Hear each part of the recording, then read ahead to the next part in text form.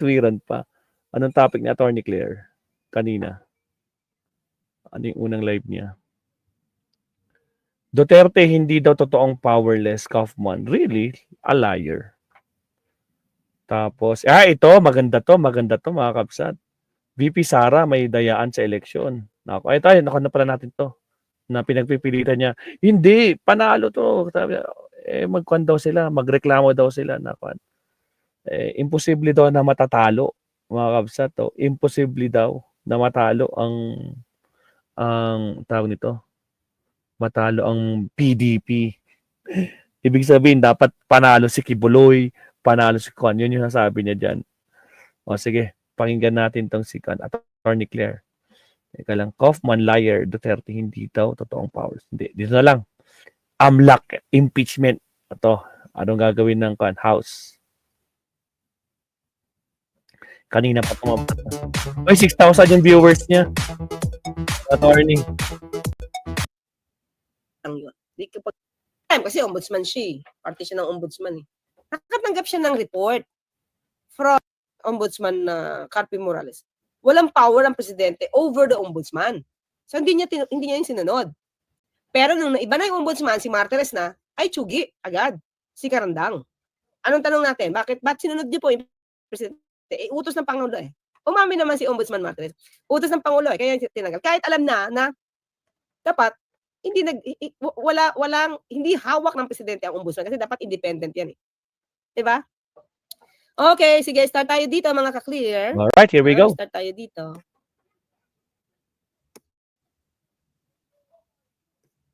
Use of public funds. What more legal woes ahead for Vice President Sara Duterte? The lower house, is recommending charges against her over her alleged misuse of public funds. The same chamber that impeached her adopted a panel report Tuesday, which also sought charges for past and present officials of Duterte's office, as well as of the Education Department, which she previously led. Among the panel's findings, Duterte allegedly committed plunder and misusing 612 million pesos in confidential funds with questionable names as recipients. She was also accused of bribery after House witnesses claimed envelopes containing cash were offered to education officials. The VP previously denied those accusations. The OVP spent 125 million in 11 days, averaging 11.36 million per day in 2022 alone. Kaya ba talagang gastusin yan, mga kakli? Tapos hindi mo ma-report kung saan tong a day na to. Diba? Kaya bang gastusin talaga to 11.36 million a day using the PIATOS receipts, the safe houses receipts. Diba? From December 21 to 31, 2022 and was issued COA disallowance notice. This is the only and first Vice President to request excessive amount of confidential funds in comparison with the past Vice President. The lower house also adopted a joint panel's report that wants the Anti-Money Laundering Council to look into Duterte's bank accounts as well as of her father, detained former President Rodrigo Duterte. Mga kakli, ito nagpapanawagan na. Ang tanong natin, kumilos na ba yung AMLAC? Kasi through its own initiative, pwede sila magpile ng petition sa Court of Appeals. Para ma-freeze. LG Channel, shout out. Kung may ma-freeze ba? Ang tagal-tagal ng agent to, hindi naman kumilos yung AMLAC. It cited the claim by former Senator Antonio Trillanes that their bank accounts contain money looming from an alleged drug lord, or make that coming from an alleged drug lord. Diba? So, meron ng nagsasabi na, may checking nga daw, di ba mga ka-clear? Sinabi ni Senator Trillanes na may check-in, may paper trail, na itong check-in to ay galing sa drug lord. House lawmakers slamming the Senate's move to return the impeachment case. Okay na tayo doon, ha? Ang tanong natin mga ka-clear, ha? Pakita ko pala si Ombudsman, ha? Pakita ko lang si Ombudsman, ano na tayo? Balik-balik tanaw. Melchor Karandang dahil sa mga hawak ng kopya ng umano'y bank transactions ni Pangulong Duterte. Ayon sa mga nagsampa ng reklamo, paglabag daw ito sa bank secrecy law. Ang giit din nila sa ilalim ng batas. Pero mga ka-clear, di ba kasi Ombudsman siya? Hindi sila mag-investigate, eh.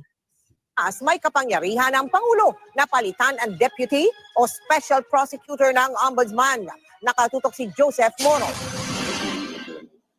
Matapos sabihin ni Overall Deputy Ombudsman Melchor Carandang na may hawak silang bank transaction record ni Pangulong Duterte na mula sa Anti-Money Laundering Council o AMLAC, sinampahan siya ng reklamo sa Office of the President ni Atty. Manuel Luna at dating Congressman na si Uy, nandun pa siya to. Paras. Kaya pala. Duterte pala to. Dutertards. Kaya pala. Uy, Attorney Claire, nagaganyan ka na rin pala, Dutertards. Putragis. Ganun siya.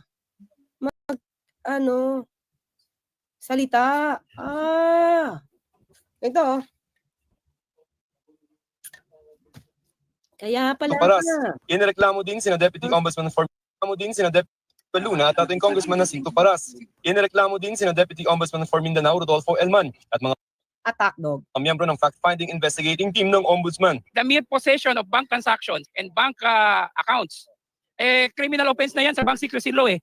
The mere disclosure also is a crime. Idiniin ni Paras walang kinalaman ng Pangulo sa reklamo. Lapdog. Hindi po, ito po, if you remember, I have made my advocacy to file complaints against airing officials. Wala pang tugon sina Carandang at Elman sa inihaing reklamo sa kanila. Ayon kay Presidential Spokesperson Teka lang. Di ba, ibig sabihin, kanya nga talaga yung bank accounts. Kasi kung hindi sa'yo yun, hindi ka naman magagalit, di ba? So, yung malalaking transaction na isinabi ni Carandang, kay Duterte nga. Di ba? Malalaki. Malaking amount na transaksyon. Kasi kung di kanya yon, deny niya lang yan, di akin yan. Katulad niya ng mga kaklir. Katulad ni, Chairman Garcia. Di ba yung sabi ko, best example yun eh. Best example si Comelec Chair. Bakit? Nung pinagbintangan siyang may pera siya, di ba? Siya mismo pumunta sa bangko, humingi ng certificate na hindi kanyang account yun at walang ganong existing account. Yun yung magaling. Bakit mo tatanggalin si Carandang kung wala ka naman ganong account? Diba? Hindi sampahan mo ng kaso kung pwede mo sampahan ng kaso ng pagsisinungaling kung hindi yan totoong account. Diba mga kaklir? Ernesto Abella, iimbestigahan ng Office of the Executive Secretary ang reklamo. Parehong biniraan ni Atty. Paras at ng Palasyo si Ombudsman Conchita Carpio Morales. Tila nagpapagamit daw ito sa mga gustong mapatasik sa pwesto si Pangulong Rodrigo Duterte. The Office of the Ombudsman is showing its true political color. We must remind them that it is an independent and anti-graft body. Independent. Naku, dapat nadinig ito ni Sige na nga. Independent pala yung ombudsman, mga kaklir. Doon. That is supposed to conduct an impartial and fair investigation. It should not play into the hands of those who cannot accept the fact that the president won in the 2016 election. Sa isang pahayag, sinabi ni Ombudsman Conchita Carpio Morales na hindi siya papatol sa hamon ng Pangulo na magbitiw sila sa pwesto. Kung may kaso ang Pangulo laban sa kanya, ay handa niya itong sagutin. Dapat daw ay ganun din ang gawin ng Pangulo sa nakabang investigasyon sa kanya. O diba, I expect him to answer the charges. Kung hindi kanyang bank account yun, hindi ka naman magagalit eh. For me, mga kaklir, for me, kung hindi mo tinatago yan, wala kang tinatago dyan, na lumantad, hindi ka magagalit kasi kung hindi sa'yo. Tingnan mo ngayon si Chairman Comelec Chair. Tahimik na. Wala na tungkol sa bank account. Bakit? Napakita niyang hindi totoo. Dapat ganun din gawin. Pati ni VP Sara, patungkol sa kanyang impeachment. Sabi ko nga, hindi na aabot sa impeachment ito kung noon pa lang, pinaliwanag na mabuti sa COA. Di ba? Yun. So, pinatahimik si Carandang. Okay? Ano pa ba to? Okay, wait lang. Pakita ko rin ito mga, wait lang. Been quietly investigating President Duterte and his family's bank transactions since last year. Overall Deputy Ombudsman Arthur Carandang made an admission a year after it received a list of bank transactions of the Dutertes from the Anti-Money Laundering Council or AMLAC. Carandang says the AMLAC provided the Office of the Ombudsman a copy of the transactions when they started to investigate Senator Trillanes' allegations of the president's hidden wealth also last year. According to Carandang, the documents show bank transactions of the Dutertes from 2006 to 2016, when the president was still 2006 to 2016, mga kaklir, the mayor of Davao City. We can confirm that they received bank transactions coming from AMLAC. Bank transactions generated by AMLAC. The overall Deputy Ombudsman admits that based on AMLAC documents, hundreds of millions of pesos were deposited in a joint account under the names Rodrigo Duterte and Sara Duterte, and individual accounts each under the names of Paulo and Sebastian Duterte. Yung tanong nga, mga kaklir, hundreds of millions. Way back 2006 to 2016. Diba? Ang laking halaga nun. in various banks from 2006 to 2016. But the Ombudsman official clarifies these are just records of deposits, withdrawal, and fund transfer under the names and not the total deposit. Yung billions kasi baka inad na nila itong lahat ng transaction. Kasi 20 million, 20 million, 20 million, Eh, din naman yung balance. 16 million. Pag inad mo siguro na. Diba? Pwedeng withdraw, ginamit. Pero pumasok pa rin yun. At least naman yung balance eh.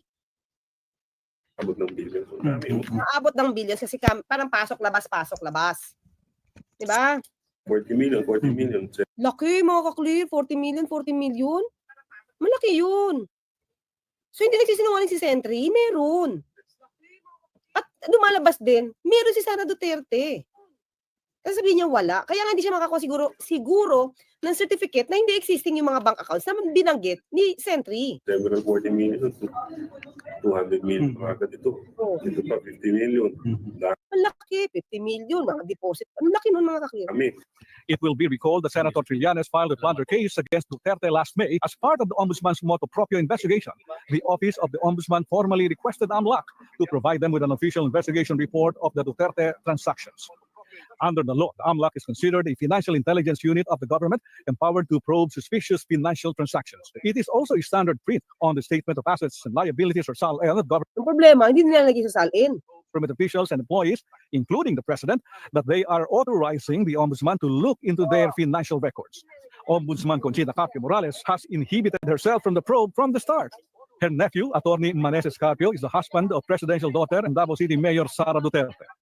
But the Ombudsman stressed she believes in her deputy's impartiality in conducting investigations. Malacanang meanwhile says they believe in the impartiality of the Office of the Ombudsman. Presidential spokesperson Abelia insists the President does not have hidden wealth. Henry Omaga. O, wala siyang hidden wealth anyway. Pero nagalit siya dito. O, ito mga ka binanggit sa AMLAC sinabi, sa records ng AMLAC, hawak ni Karandang, na ang mga deposito ay kay Duterte, kay dating Pangulo Duterte, at kay VP Sara. So, ito naman sinabi niya mga clear. Pinakita ko na sa inyo before. Kaya lang kailangan natin itong ma-recall. Actually, yung listahan ng bank account na yan, bank accounts, madami yan 'di ba? Noong, was it 2016 na nilabas? Oo. Hanggang ngayon may file ako niyan kasi nung lumabas yan, isa-isa ko pinuntahan lahat ng bangko. At tinanong ko sila, Isa-isa niya na pinuntahan mga kakira. isa-isa sa mga nakapangalan sa akin at yung mga accounts. Meron talagang mga accounts doon na hindi. Nahihirapan ba siyang magdepensa? Nahihirapan ba? Kaya tumingin mga kaklir. Mga accounts doon na hindi alam ng bangko, hindi ko rin alam, pero nandoon siya sa listahan. So, saan listahan? Tinatanong ko yung bangko, bakit may ganito? Sabi nila baka non-existent talaga. Baka non-existent. Yan na mga accounts. So, meron akong accounting even nung mga sinasabi nilang transactions, tinanong ko din yan sa bank. Mga clear, nakita na natin ang binanggit naman ni Karandang. Ang tanong ko lang ganito, sana, VP Sara, naglabas ka na ng certificate from the bank na those accounts in your name, they are not existing. Or, di ba? Wala lang. Patunayan yan na yung sinabi ni Karandang, hindi totoo. Galing sa AMLAC yun eh. Di ba? Ang dali na mapatunayan, wala akong account. Ito, media, ito. Hindi yung baka daw, hindi existing. Hindi rin namin alam bakit meron. Ay, andali. Bangko pa to, hingi ka certificate na hindi existing. Di ba? Yun na ang problema kasi mahirap doktorin ang bank accounts. Pwede mo doktorin ngayon yan, sa susunod hindi kasi computerized yun. Di ba? Di ba? Twiller, Wilfred. Pero ito ang nakita ko mga kaklir ha. Okay. Paano lang natin ito Tapos may papakita, may papabasa ako sa inyo. Puntahan lang natin ito si Sentry. Puntahan lang natin ito ha. May topak eh. Alam naman natin, hindi naman tayo psychiatrist, pero alam natin yung may topak at yung normal. Ito hindi ito normal. Pasensya na. Sir, sa dami ng issues ngayon kay VP Sara, hinog na ba for impeachment? Hinog na hinog na. Sobra. Paano niya nasabi, sir? Paano niya nasabi hinog? Siguro naman, nakikita naman ng mga kababayan natin, lahat ng mga dangers, mga red flags, yung unfitness ni Duterte, ni Sara Duterte to hold the position of Vice President. And remember, as Vice President, she could be President anytime, no? In cases of emergencies, no? Kaya, imagine mo yung asal na nilalabas niya, pinapakita niya. bibigyan mo ng power ng presidency yan, dapat kikilabutan yung bawat Pilipino. Di ba? Wala ito sa tamang katinuan. Yun ang masasabi natin, kaya hinog na hinog. Impeachment. So, kasi remember, nung Duterte times, kinasuhan ng sedition si D.P. Lenny. Kasi tingin nila, wala siyang immunity. Okay na, nakita ko lang. Ito yung nakita ko ha. Bakit haploid yes, haploid abuse. I-analyze natin ito mga kakli. Ito, importante ito. Ngayon ko lang ito nabasa. Ito ha. Sige. Ngayon ko lang ito nabasa. Sa totoo lang. So, share ko sa inyo. This is 2019 pa. So, mayor pa siya. Sabi niya dito, no obligation to explain 6-fold increase in wealth.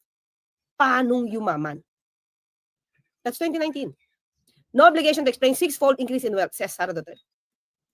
Tandaan natin, gaano kalaki ang confidential funds niya dati. Ha? Tignan natin. Sige, yung iba mga bago dito. Pakita ko lang ha. Kasi pag-usapan natin yung pag-usapan lang natin. Sobrang lumaki kasi yung ano niya eh. Yung kanya, babalikan natin yan. Wait lang. Diba? Eh. Ito.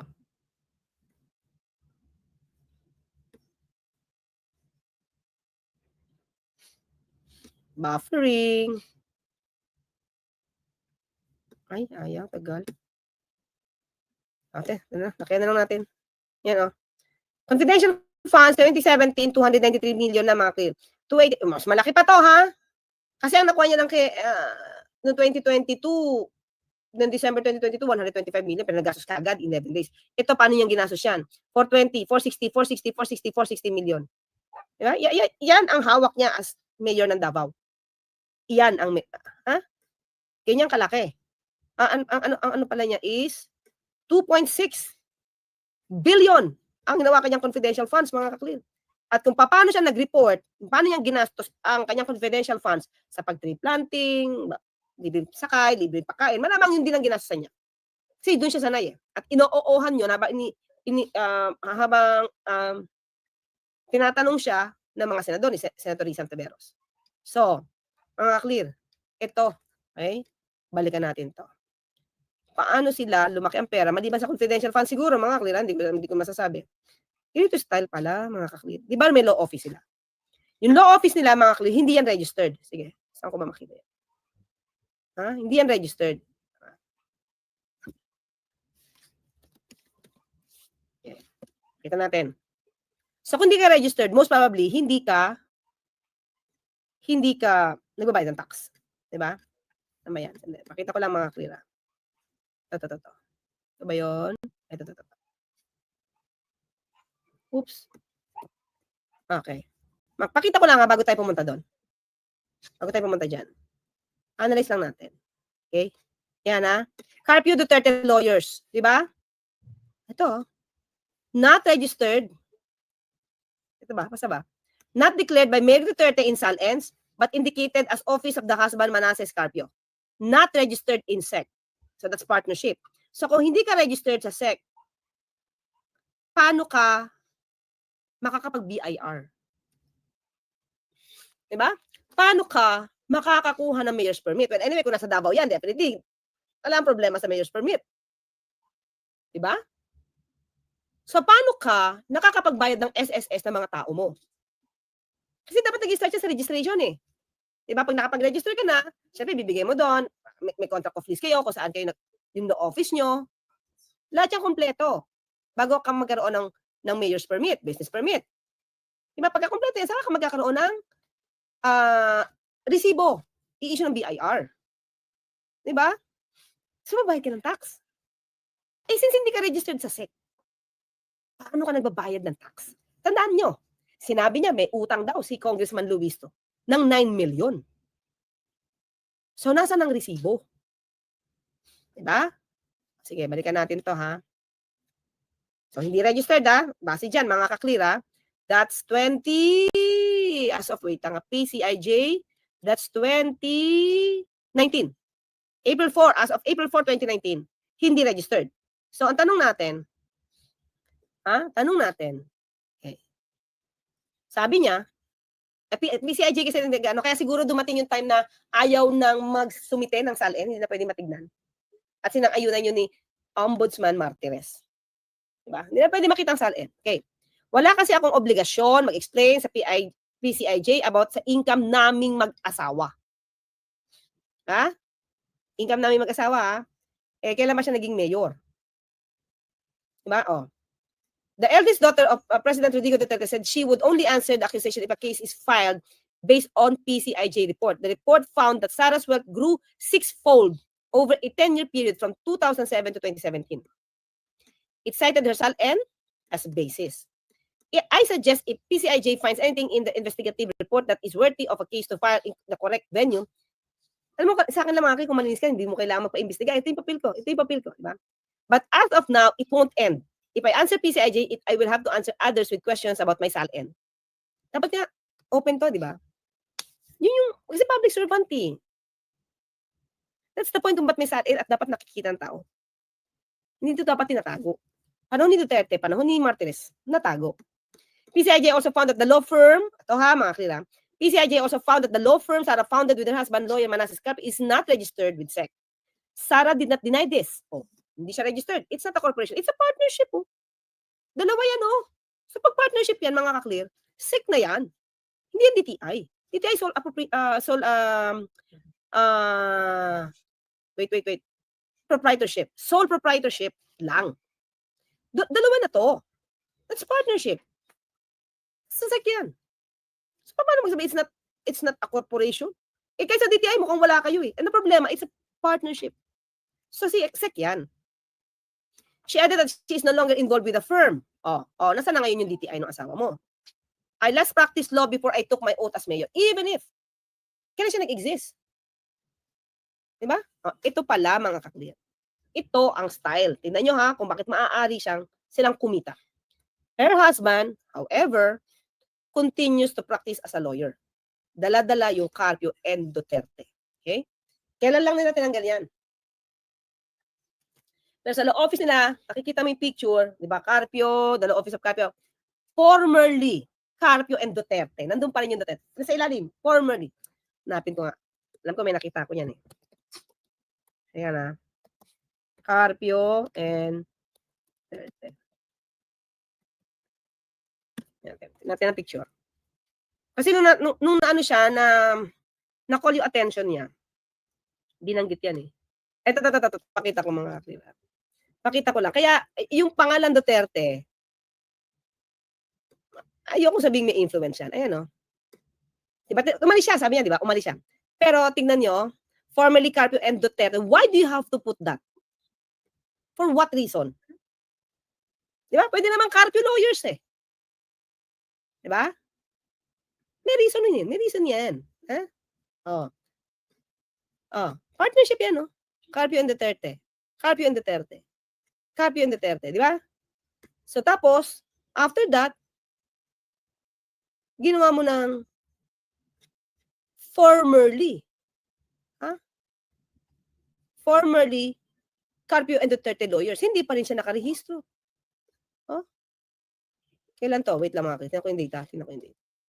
This is, alam ko, mayor na siya. Wait lang. Meron sila sa Cebu eh. Hanapin natin. Nag-register ba sila? Yan o, Duterte Wealth. Tingnan natin. Unregistered law firm and disclosed business interest rice import deal for creditor. Yan, diba? Balik tayo sa iba. Basta yun mga kaklir ha. So, hindi siya registered. Okay? Pero tapos lately, nung wala na siya, sabi niya, di ba, hindi na ako nagpa-practice, pero nilagay pa rin ng asawa niya. Carpio and Duterte lawyers. Ano, Carpio Duterte dati, tingnan natin. Visit. You know? Nandun pa rin, no? Dapat hindi eh. Dapat hindi. Diba? Dapat hindi. Kasi meron ka pang gustong ipalabas dyan eh. So, ito pala mga kakli. Ito basahin natin to. Okay. Balik tayo doon sa pinag-usapan natin. Pagpa-practice ng asawa niya. Ito. Her husband, however, continues to practice as a lawyer and counts as clients. Ang lalaki, big clients. Bakit Duterte? And counts as clients, big corporations. Big corporations, mga kapatid. Tapos walang na-resibo to. Registered eh. With cases before the government. So ang hinahawakan ng asawa ni Before the VP Sara, big corporations na may kaso sa mga government regulatory bodies like customs, BIR,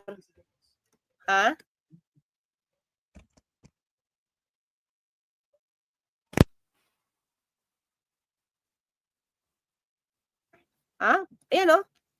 May mga problema sa BIR, sa customs, ano ba? LTO, siguro basta regulatory bodies. Di ba? Ito, among this is a cigarette manufacturer, Mighty Corporation, that in 2017, presidente si Pangulo, earned, pinagalitan ng presidente. Ganyan naman yung Pangulo, di ba? Kapag may issue, magagalit-galitan. Di ba? Ganyan yung ginawa niya kay sabi ko sa inyo yung Fontana, Leisure Park. Napunta yung kay Michael Yang nung umalis. Si wait, I forgot kasi nagkakamali ako ng pangalan dito eh. Fontana Leisure. Jack Ma ba to? Wait lang, baka magkamali ako. Jack, wait, magkamali na lang. Kaya nga tingnan natin. Ano pangalan yan? Si Lam. Jack Lam. Jack Lam. Tinakot-takot niya yan, si Jack Lam. Kasi nga, may mga Chinese na mga foreigner na worker. Kaya pag hindi, papakulong kita, umalis, parang naiwan yung Fontana, now napunta yun kay Michael Yang. Okay? So, di ba, nagalit-galit din si dating Pangulong Duterte sa mga telcos, remember? Smart, Globe, pangit daw yung service. Yung pala, papasok si dito ni Dennis Uy. Di ba? Ganong style. Tapos, si Roberto Umpin. Yung e-games. Basta yung PhilWeb. Galit siya dun. Oligarch. Hanggang sa lumitan na yung, di ba, natakot. Yung pala, balak papasukin si Pogo ng mga Chinese. So dito, nagalit din siya. Dito hindi ako gumagawa ng kwento sa Rappler to Mighty Corporation, 2017, Pangulo na si Duterte, naggalit. Tapos, and paid 30 billion to settle a 37.88 billion tax evasion case. Sino may hawak? Law office nila Sara. Para maayos to, magkanong binayad kila Sara? Tanong lang. Diba? So, nangyayari siguro ngayon, lahat ng korporasyon, baka, lahat ng mga korporasyon na maaaring galit si dating Pangulo Duterte o gumagawa ng galit, takbo sa law office nila. Tapos, syempre, income. So, ngayon, walang resibo. Tanong natin, 9 million ang mga singilan ng Carpio and Duterte law offices. Ano kaya ang binayad nila sa BIR? From the time na nagkaroon sila ng law office. Diba? Ganun pala. So, malamang, katulad ng Mighty Corporation, para maiwasan ang galit ni Presidente, punta sa law office nila Carpio and Duterte. So, anong ibig sabihin ng kwento nito ng Rappler?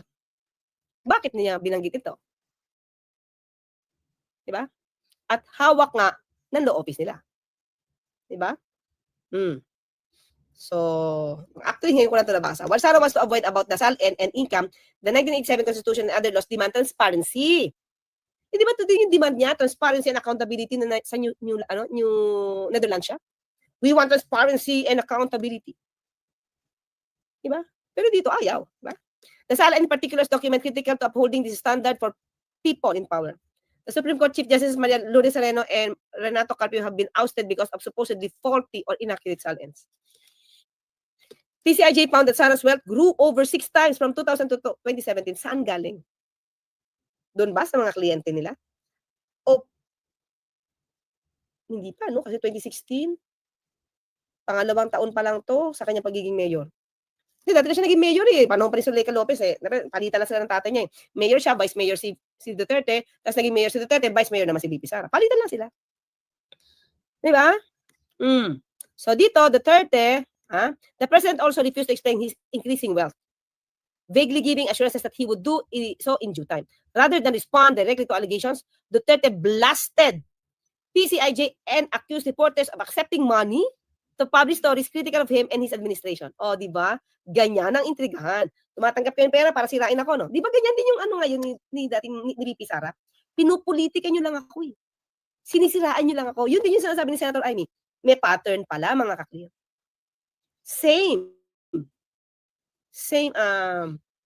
statements. O, bayaran kayo, no? Para sirain ako. Ganun nangyayari. Pareho lang pala, mga ka-clear. Pareho lang. Kita mo, binobobo lang ni Sara taong bayan sa sinabi niya, Tony siya, di niya alam kumuha ng certificate if asked niya sa bank. Yeah, mark niya ako. Yun naman sa akin, di ba? We want to deny that, refute that, in totality, get a certificate from the bank. Ang dami yan eh. Ang dali. Yun ang pinakamadali. Siyang ginawa ni Comelec Chair. O di tahimik si ano? Si tahimik. Di ba una nagbintang sa kanya si Marcoleta saka si Erice? Tahimik. Bakit? Na-prove niya agad. They're lying. Liars yung dalawa. Base sa records niya. Di ba? Base sa records ni Comelec Chair. Nagsisinungaling yung dalawa. Pinagbibintangan siya eh. O, ito. Di ba? Yan ang sinasabi niyo lahat na meron akong, sabi niya, di ba may account pa sa US? Hindi nga ako, wala nga akong visa sa US. Paano ako makakapunta doon? Sabi ni Comelec Chair. That's the best defense. Truth. Pero kung paiwas-iwas ka katulad to, hindi kita sasagutin, magdemanda kayo. Same old style like the father. Ayun, no? Ganyan yung style. Diba? Sinisiraan nyo lang ako, namumulitika lang kayo. Alex Imperial, hello pa, shout out from Pasay City. See, mga ka-clear, yun. So, actually, ngayon ko lang ito nabasa, ha? Baka alam nyo na ito matagal yung Mighty Cigarette na to. Na sila pala yung kinuha, tapos na-settle. Ang saya-saya. Connie Gabriel, imposible na hindi alam ng depository bank at ng... That's why. Ganun lang ang bank. Bank. Nga po, ano pong number niya? Ano pa naman siya, ha? At the time, mayor na siya. Very easy for her. Duterte pa naman siya, anak siya ng presidente. Patingin nga po, ay hindi pa yan. I'll issue certificate pa. Ito po. Oh. Easy. Ba't sabihin, baka po hindi nag-i-exist. Baka. Baka oo, nag-i-exist. Kaya nga di sila makasan si Sentry kasi malakas ang prueba niya. Thriller, Wilfred, 007 at Joe. But anyway, sorry, itong Mighty Cigarette, medyo ngayon lang siya pumasok sa akin. Kaya shinare ko sa inyo. Na pwedeng gano'n na start. Sa tandaan natin, 9 million, they're asking for 9 million from Representative Luis to. Una, nasa ang resibo mo, nasa ang kontrata mo. Kasi pag may kontrata ka, mga clear, pwede mo na ipasok sa BIR. It's a proof. So, I mean, existing for how many years? May branch pa sila, tapos walang rehistro. Big corporations pa inahawakan. Ano, puro salita lang to, puro... And then, tanong natin, talaga, ano ba yung mga kaso? Ang tawag dyan, magic. Ng Carpio Manasseh. O puro ano lang, fix. Ayos, lakad. May ganun eh. Diba? Hindi ko masasabing illegal yung paglakad nila, mga clear. Kasi pwede naman lawyer, lakanin ko yung lupa mo, ayusin ko. Wala ng trial. Pwede ganun eh. Pero big corporation, tapos galit pa yung tatay ni VP Sara, tapos magiging kliyente nyo, tapos all of a sudden maaayos yung problema, worth billions, ay, masaya yun, di ba? Alam ko lang mga kliyente, hindi ako nag-iisip ng hindi maganda. Nasabi ko lang, paano sila nagbabayad ng tax? Yun lang. Wala ako sasabing masama ang kanilang transaksyon. Diba? Nagkataon lang siguro mga kliyente, huwag natin pag-isipan ng hindi okay. Nagkataon lang nagalit yung tatay ni VP Sara doon sa kumpanya na yun. Tapos sila yung kinuha ko na lawyer. Tapos naayos. So, wala nang galit. Tapos, ayos. Magkano binayad? Wait lang mga klira. Ayan from 30 billion, nagbayad sila ng 30 billion. So, may 7.88 billion na hindi nabayaran. Diba? Bakit lumiit? Ba't lumiit? Tanong natin, ba't lumiit? Tinatawad ba sila ng BIR? Paano itong napaliit? Diba? Paano itong napaliit? Yun ang tanong ko. Kung napaliit man ito, okay, kasi ang laki nito mga clear eh. Kung napaliit man ito through their efforts, magkano siningil nila as payment? As acceptance fees or professional fees? At kung halimbawa mo ng 500 million, laki. Halimbawa lang 1 billion ang nasingil nila. Kasi 90,000 nga daw utang niya, di ba? So, ganun ang singilan nila, 1 billion. Kung nasettle nila, kung may budget ng 1 billion, pumasok ba sa BIR yung income tax? ng Carpio Law Office. Yun lang. Di ba? Tanong ko lang yun. Hindi kapag pinagbibintangan, tinatanong ko lang. Kasi hindi nga sila registrado, paano, how can they pay taxes kung hindi sila registered? Hindi sila registered, hindi sila nagbabayad ng mga professional fees, professional tax. Di ba? Walang tax. Noon ang tawag na kay Sentry Trililing, si Sara pala ang Trililing, Evangeline Camilosa. Di ba? So, yun lang mga ka-clear. So, paano? At least, meron lang tayo nabasa dito. Pero hindi tayo gumagawa ng kwento, mga ka-clear, pwede naman nilang i-deny yan. Tayo nagbabasa lang dito. Wala tayong pinagbibintangan. Tandaan nyo yan, wala tayong pinagbibintangan. Nagbabasa lang tayo dito. Sir Nelson Cupino, hello po. And Arnold Tulfo. Wow, ganda. Arnold Tulfo, maraming salamat sa super sticker ninyo. Okay, mga MIBs Letreyes, hello po. Okay, nandito ba? Iba ang Pinay. Hello. Iba ang Pinay. Iba ang... Okay. M. Talion, Selvino Obdin, Eliseo Gabito Jr., June Matthew, Arsenio Baroga Balindin Jr. from Italy, Edward Galvan, hello. May pera pa sila pambayad. Cheska Macoron, Gorgonio C. Sulit Jr., Sara Uniana, TAR 1966, Edgar Dungo, Edith Polka from UAE, J. Cram, Dina Are, Cathy 711, Lemon, hello. Nandiyan ba si Reriton 2.0? Tatay G's, of course. Nabati ko naman ang aking mga MIBs. Hello, Angela Gonzaga. Tawag ka kay G, Angela Gonzaga, ha? Tawag ka kay G. Okay, Brenda Barton, nanay. Of course, Addictus Rex, Shuriken Zaki, Benzir. Nakita ko rin sa MUG, Master Pogi, hello, hello, hello, hello. St. Mary, si Trixie Villa 11, MUG Poras. Baka may makalimutan tayo. Although nabati ko na kanina. Impeach Mango Pie, Arthur J. De La Cruz, Jack and Jill Contis, hello. Alex Gen Hernandez, Alberto Santiago, Tita Nel, Mario Ibarra, Nessa Now, Thomas Rooster, Jen B. Apolsky, parang si Jennifer, di ko nakikita si Jennifer. Josepa Oliva Lopez, Anabalie, Rowena Samonte, Ivonne Zatner, Virgie Vergel Di Diyos, Nanay, hello po. And Lynn Suelto from, diba? Ayan, basta, Ivan Rev, Hazel, Haploid of UST, Raymond Jeremiah, you're living in Canada. Naman yun. Glenix Reyes, Jenny, Balioyas, yan. So, hanggang bukas, Moonflower, hanggang bukas, magkita at magharinigan tayo. Salamat po. Hanggang sa muli, magkita at magharinigan tayo. Ako po sa Tony Clay Kasi papalalang, magtulugan inyong karapatan. Thank you po sa more than 6,000 na nakasama natin sa live views. Thank you. Mwah. Bye. Ingat. Sana all, attorney. Sana all. Maraming salamat, Attorney Claire, sa ating sa mga paboritong attorney na lagi natin pinapakinggan sa ating mga live stream, syempre. Mga guest natin, no? Na hindi nila alam. Galing talaga. Wala na namang paper trail kung hindi nakarehistro sa SEC. Ano ang pagbabasihan ng pagbayad ng tax? Yun lang, Sir Leonardo. Feeling nila walang paper trail na makikita. Kaya nga takot talaga sila. Di ba? Ito yung isang talagang kinakatakutan nila talagang. Kaya gagawin nila lahat, mapigilan lang yung impeachment. Pero nako pa, mukhang tuloy-tuloy. At pag yan, walang nagawa ang 20th Congress at tanggapin yan, dapat sila mag-convene yung 20th Congress. Kasi nga, di ba, tatawid sa 20th Congress, tapos pagboboto-boto pa sila dyan. Nako pa, sigurado naman, papalag dyan. Nakita niyo kung paano naman pumalag nung una si Lacson tsaka si Soto. Isabay mo na si Panginiban tsaka Pangilinan. Panginiban tuloy. Pangilinan at tsaka si Bam, di ba? Nakita naman natin yung kanila. So for sure magbabase yan sa mga ebidensya. Hindi nila hahayaan na mag-dominate na naman itong si Marcoleta. Di ba, Mabsat? Speaking of Marcoleta, naalala ko magkano lang yung bill ni Maestro, 1,000 plus lang, mga kabsat. Sana, libre na sana, no? Marcoleta, pumasok ka na ng araw-araw ka ni Maestro. Putragis. Siya, Mabsat. Sa mga di pa nagla-like and subscribe, baka naman, Mabsat, no? Meron isang topic dito, guys, pero wag ko nang ikon. Si Attorney Conti na naman. Medyo related ito sa topic natin kagabi kay Attorney Conti. Parang continuation. Pero, ayun nga, kasi nag-update siya kung totoo ba na merong nag-oppose dito sa ginagawa nilang interim release kay Digong. Although na-tackle na natin tapos nung sa araw yan. Pero hindi siya talaga yung full. Pero ngayon kasi tapos okay na yun. Medyo marami-rami na rin ang nakapanood. So hanggang doon na lang muna.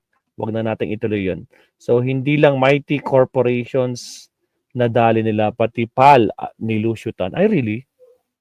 Oh, big time talaga. Eh, mabubuking na dyan, Sir Leonardo, pa. Especially pag lumabas na talaga. At yan na yung hinahanap na magpapatunay ng accountability. Di ba? Alright, sa mga absat, again, thank you very much. Kahit papaano, nagsama tayo ng 1 hour and almost 1 hour 40 minutes. Thank you po. Sa mga hindi pa nagla-like and subscribe dyan, like and subscribe naman tayo dyan, mga absat. Baka naman. No? Salamat po sa almost 2,000 na views natin as of now. Pero yung like natin, sobrang baba, mga absat. No? Hindi ba lang umabot ng 100? 68 lang talaga yan kanina. I-refresh ko nga kung magbabago. 68 na naging 71. Ako, 3 lang ang dumagdag. Baka naman. So again, maraming salamat. Good night, mga absat. Hindi ko sure kung makakapag-live stream tayo bukas, pero update na lang, no? So, thank you very much, Absat. Hanggang sa muli, Maestro Paul is signing off. Good night po, mga Absat, Sir Leonardo, Ma'am Rosie Matsu, at sa lahat po naman nandyan, no? Ma'am Jenny Ramos, LD Channel, sino pa?